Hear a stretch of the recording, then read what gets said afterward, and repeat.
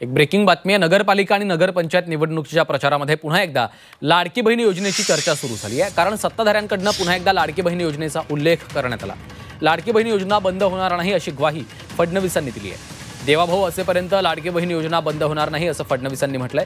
तर मी मुख्यमंत्री असताना लाडकी बहीण योजना सुरू झाली असून ती कधीच बंद होणार नसल्याचं उपमुख्यमंत्री शिंदेंनी म्हटलं। त्यामुळे विधानसभेला मतांचं भरभरून दान देणाऱ्या लाडक्या बहिणींना स्थानिक स्वराज्य संस्था निवडणुकीमध्ये आकर्षित करण्याचा सत्ताधाऱ्यांचा प्रयत्न आहे। परसों ही हमको चुनकर आकर 1 साल पूरा हुआ, लेकिन हमने योजना बंद नहीं की।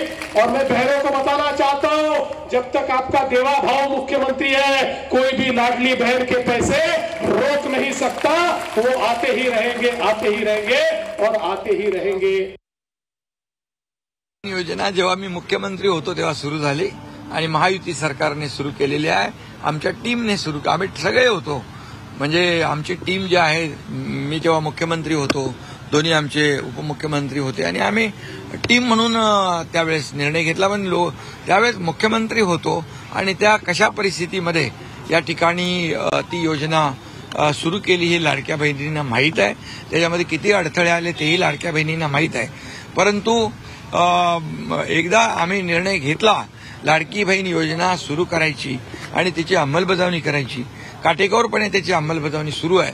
आणि लाडक्या बहिणींना मी विश्वास पण दिलाय की कोणी किती काही म्हटलं तरी सुद्धा लाडकी बहीण योजना कधी बंद होणार नाही।